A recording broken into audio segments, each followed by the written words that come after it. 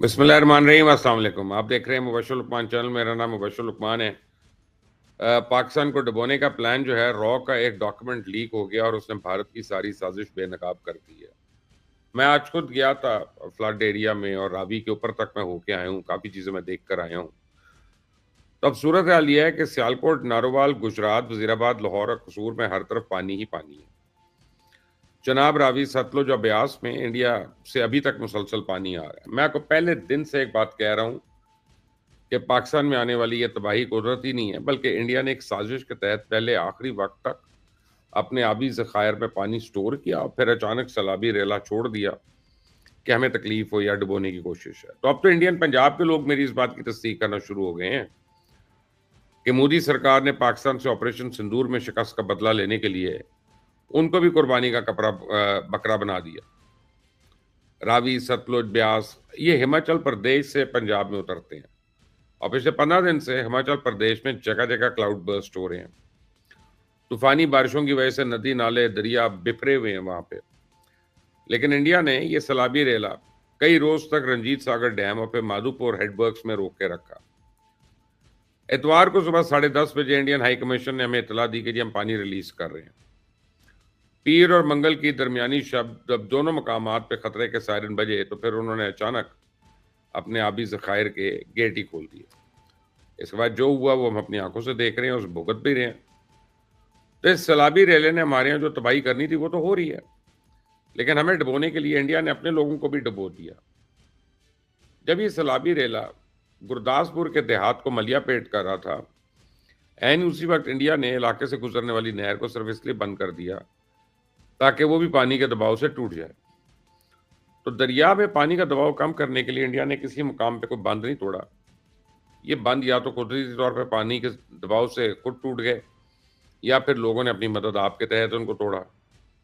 तो मैं आपको इंडियन पंजाब के लोगों की गुफ्तगू सुनवाता हूँ, सुने जरा वो किस तरह मोदी सरकार की साजिश को बेनकाब कर रहे हैं। ਉੱਪਰੋਂ ਪਾਣੀ ਜਿੰਨਾ ਆਉਂਦਾ ਉਹਨਾਂ ਪਾਣੀ ਅੱਗੇ ਨੂੰ ਰਿਲੀਜ਼ ਕਰੀਏ, ਚਾਹੇ ਉਹ ਨਹਿਰਾਂ ਜਾਵੇ ਚਾਹੇ ਉਹ ਅੱਗੇ ਪਾਕਿਸਤਾਨ ਜਾਵੇ। ਹੁਣ ਇਹ ਬਹਾਨਾ ਕੀ ਲਾਉਂਦੇ ਆ, ਗੱਲ ਕਰਦੇ ਜੀ ਇੱਥੋਂ ਪਾਣੀ ਛੱਡਦੇ ਫਿਰੋਜ਼ਪੁਰ ਡੁੱਬ ਜਾਂਦਾ, ਤਾਂ ਜਦੋਂ 2-2 2.5 ਲੱਖ ਪਾਣੀ ਉੱਪਰੋਂ ਆਉਣਾ ਉਦੋਂ ਫਿਰੋਜ਼ਪੁਰ ਨਹੀਂ ਡੁੱਬਣਾ।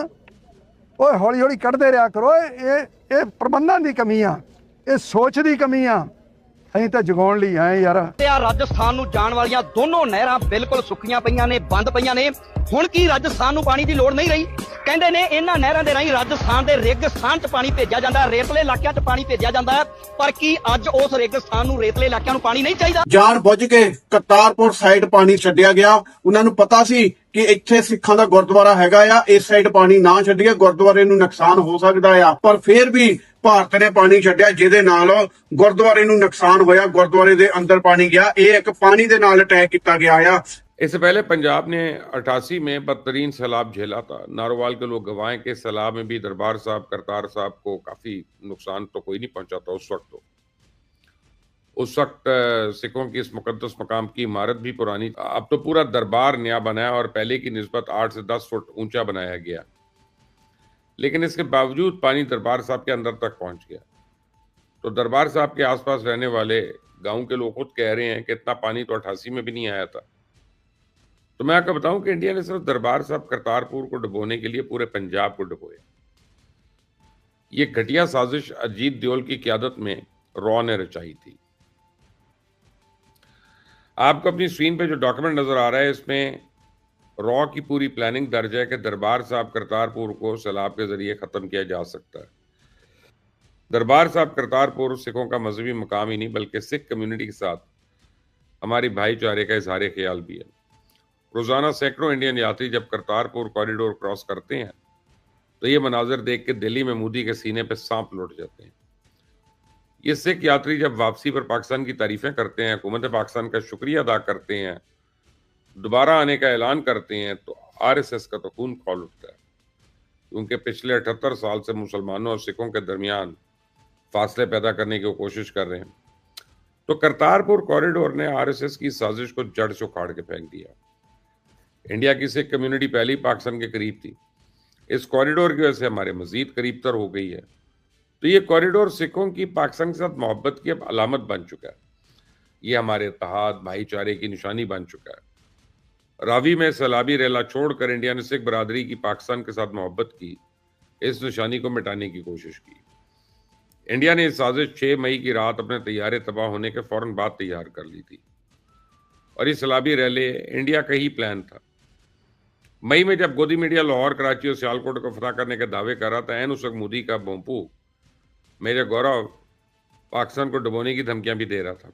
मैंने आपको मेजर गौरव की वो गुफ्तगू सुनवाता हूँ, आपको पता चल जाएगा कि इंडिया ने मानसून को एक जंगी हथियार के तौर पर इस्तेमाल करने की प्लानिंग बहुत पहले से कर रखी थी। मैं ये कहना चाहता हूँ, बहुत बढ़िया चीज है, पहले प्याज से मारो और फिर पानी में डुबाओ, फिर प्याज से मारो फिर पानी में डुबाओ। अब बारिश हो रही है, मानसून का महीना है, तो अब पाकिस्तान में भी बारिश हो रही है, वहां पे भी वाटर लेवल राइज हो रहे हैं। बिल्कुल करेक्ट समय है कि और पानी डालो, और जैसे ही मानसून खत्म हुई सारा पानी रोक दो, डाइवर्ट कर दो। यही चलना चाहिए इनके साथ।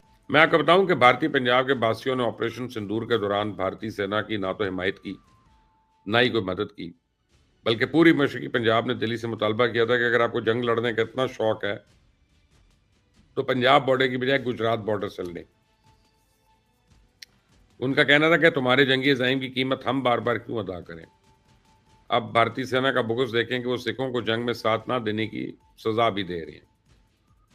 मशरकी पंजाब में भारतीय सेना इस वक्त इंतहाई सीरियस ऑपरेशन कर रही है। अब ये रिलीफ ऑपरेशन कह लें।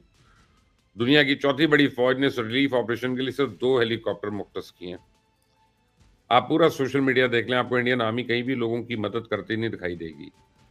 अपनी स्क्रीन पे ये मनाजर देखिए, आप देख सकते हैं कि लोग चारों तरफ से पानी में घिरे हुए हैं, जबकि भारतीय सेना के बुज़दिल सिपाही उनकी मदद करने की बजाय फोटो सेशन करने में मसरूफ है। इनको इंसानी जानों की कोई परवाह नहीं है, उन्हें पंजाब के बासियों को नुकसान का कोई एहसास नहीं। इन बुज़दिलों को सिर्फ अपने एल्बम्स भरने के लिए तस्वीरों की ज़रूरत है, टिकटॉक्स की ज़रूरत है, ताकि तस्वीरें और फुटेज लोगों को दिखा दिखा के अपनी जाली बहादुरी का रोब डालें। आपको ये सुन के हैरानी होगी कि तबाही के इस आलम में भी इंडिया अपनी इश्तियाल अंगेजी से बाज नहीं आ रहा। गोदी मीडिया कल से चीख रहा है कि इसने जनूबी कश्मीर में दरअंदाजी की कोशिश को नाकाम बनाया। अपने इस झूठे इल्जाम को सच्चा साबित करने के लिए भारतीय सेना ने 7 जख्मी फौजियों की तस्वीरें भी जारी कर दी। तो गोदी मीडिया कल से एलओसी के आसपास पाकिस्तान के ड्रोन उड़ते दिखाई दे रहा है। ब्रेकिंग न्यूज तो यह है कि बिहार पुलिस ने कल 3 पाकिस्तानी नौजवानों की गिरफ्तारी का दावा भी कर दिया। पुलिस ने दावा किया है कि तीनों नौजवान नेपाल के रास्ते इंडिया में दाखिल हुए और उनका ताल्लुक मौलाना मसूद अजहर की जमात कल अदम जैश से है। और आप बिहार पुलिस के एसएसपी की गुफ्तगू सुने जरा ये पुलिस अफसर किस तरह अजीत दियोल के एजेंडे को आगे बढ़ा रहा है। किया गया था और इस इनपुट पे काम करते हुए हम लोग लगातार जो है वो हाई अलर्ट पे हैं और बॉर्डर एरियाज में जो है लगातार वाहन चेकिंग चल रहा है। अब पूरे जिला के पुलिस को भी, थानों को भी अलर्ट किया गया है और तीनों संदिग्ध लोगों पर 50,000 की इनाम की घोषणा भी की गई है। आप अपनी स्क्रीन पर नौजवानों के पासपोर्ट देख सकते हैं। इन जाली दस्तावेजात के मुताबिक इनमें से एक भावलपुर, दूसरा रावलपिंडी का है। आबूदी सरकार की मकारी देखें कि अभी तक इसे इन जाली पाकिस्तानियों की गिरफ्तारी की तस्दीक करने की हिम्मत नहीं हुई है। इस फिल्म का स्क्रिप्ट इतना घटिया था कि इस सिनेमा में आने से पहले ही फ्लॉप हो गई। मोदी सरकार में जुर्रत है तो इन गिरफ्तार नौजवानों के पासपोर्ट और शनाख्ती कार्ड पाकिस्तान के हवाले करे। 2 मिनट में दूध का दूध और पानी का पानी हो जाएगा। शैतान मोदी को अगर हम पर एतमाद नहीं है तो अक़वाम मुत्तहिदा को इश्फायत दे दे, हम अक़वाम मुत्तहिदा की तहकीकात पर एतबार कर लेंगे। भारतीय सेना को अगर पाकिस्तान के ड्रोन एलओसी पर उड़ते दिखाई दे रहे हैं तो अपने डीजीएमओ को कहे ना कि अगली मुलाकात में मामला सरकारी तौर पर उठाए। मैं दावे से कहता हूं कि इंडिया कभी किसी फोरम पर ना तो इन मामला को उठाएगा और ना ही पाकिस्तान के खिलाफ कोई शिकायत पेश करेगा, क्योंकि इस तरह के ड्रामे तो वो मीडिया पर पाकिस्तान के खिलाफ घटिया मुहिम चलाने के लिए करता है। इन लोगों ने पहलगाम फॉल्स फ्लैग ऑपरेशन की बुनियाद पर पाकिस्तान के खिलाफ जंग छेड़ दी थी, लेकिन पहलगाम वाकये में पाकिस्तान के मुलव्विस होने के सबूत नहीं दिए थे। तो अब ब्रेकिंग न्यूज यह है कि इंडिया मकबूजा कश्मीर और हिमाचल प्रदेश में मौसम के साथ छेड़छाड़ कर रहा है। मौसमियाती माहिरीन मानसून के मौजूदा पैटर्न पर हैरान है कि वो बालाई इलाकों में आए रोज क्लाउड बर्स्ट के वाकयात की तहकीकात कर रहे हैं। इब्तदाई तहकीकात में इस बात के ठोस शवाहिद मिले हैं कि इंडिया मकबूजा कश्मीर और हिमाचल प्रदेश में मसनूई तौर पर बादल बरसाने के लिए क्लाउड सीडिंग कर रहा था। तो रवायती तौर पर अगस्त के वक्त मानसून दम तोड़ जाता है, लेकिन इस साल ये अगस्त के आखिरी दिनों में भी मूसलाधार बरस रहा है। इंडिया की इन्हीं करतूतों के सबब माहिरीन पंजाब के दरियाओं में दोबारा सैलाबी रेला आने की तवक्को जाहिर कर रहे हैं।